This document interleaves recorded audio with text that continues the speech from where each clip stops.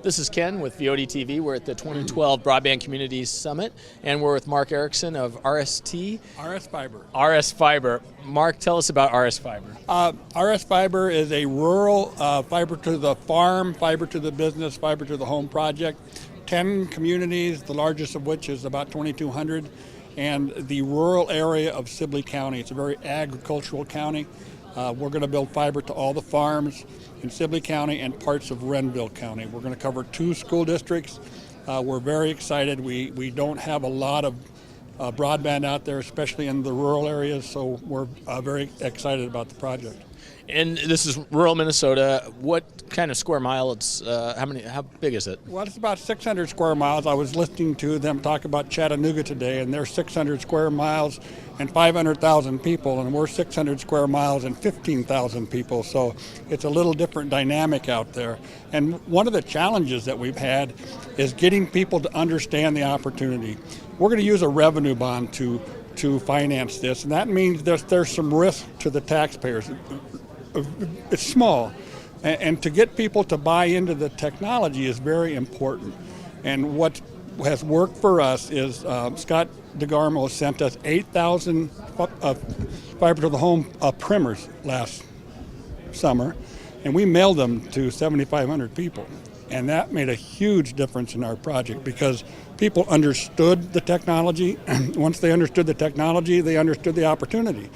And once you understand the opportunity, almost all of them go, oh, absolutely, we have to do this for our small towns. What sort of feedback did you get as people, read through these and, people demanding fiber now? We didn't get any direct feedback, but we held over 100 public meetings over an 18-month period.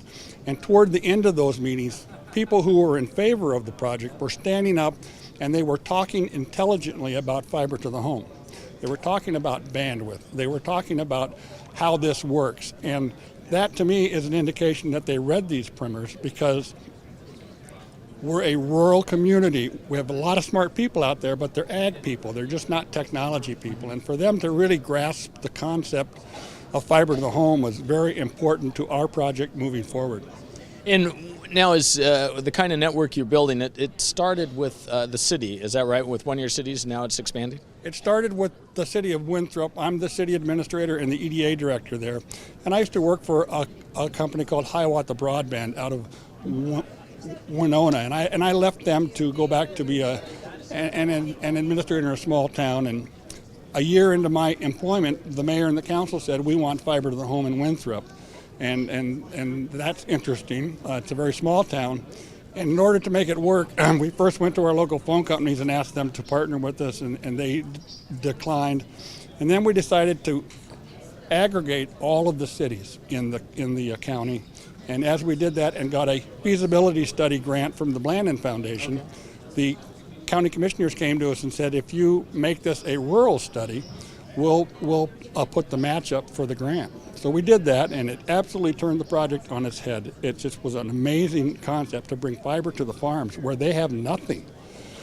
So it spread from there, and now it's we just got a vote this morning from our county commissioners, and they're in on the project. So as of this morning, we have 10 communities, 1 entire county, and 2.5 townships in the county of Renville. So we're very, very excited about it. We hope to go to bonding this summer and put the backbone in this year and connect everybody up next year. Now, does there need to be a vote for the bonds, or is it already authorities already there? No, it's a revenue bond, which is it's been used in Monticello and Windham, the 2 places in Minnesota that I know of, and the revenues from the system are pledged to pay the bonds, and the network is the collateral for the loan.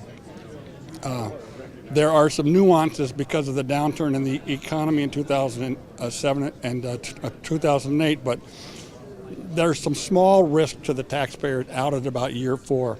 We're being asked to commit to keep a debt service reserve fund whole if we dip into it in the 4th year.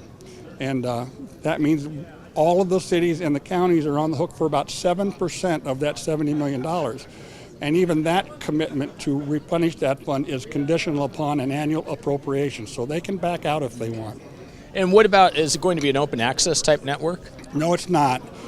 We looked at that when we went to Frontier Communications, and we went to CenturyLink, and we went to Mediacom, and our local small independent phone company, and we asked them to partner. We said, we'll put the money up, we'll build it, and you can operate it, and you can eventually own it, and they all declined. We took a look at the open access model, but the pie's not big enough out there. You just have to have a pie that's the right size. So we will bring in an operator, a third-party operator, and we will be competition. So potentially there's other opportunities for operators that already exist that may not be in your exact service territory to come in and help. There was. We've actually gone through a process of finding an operator, and we think we're in the final stages of negotiating one now.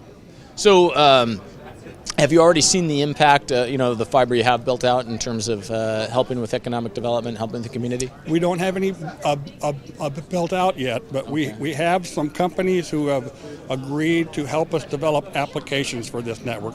Between everybody on this network, between all the farms and all the businesses at home, there'll be a gigabit of connectivity that's free, that's just built into the network, and how we use that is so important, and that really is the key to getting the benefit from these fiber to the home networks. Yes, the access to the internet is very important, but between one another, we have all this bandwidth. Connecting medical facilities and so forth to each other. High definition video conferencing between clergy and parishioner, between doctor and patient, between teacher and student, and administrator and student. I mean, it's very, very important. Yeah, you don't even have to go to the internet, just your own community. Just like the Jetsons. You go, blink, and there you are.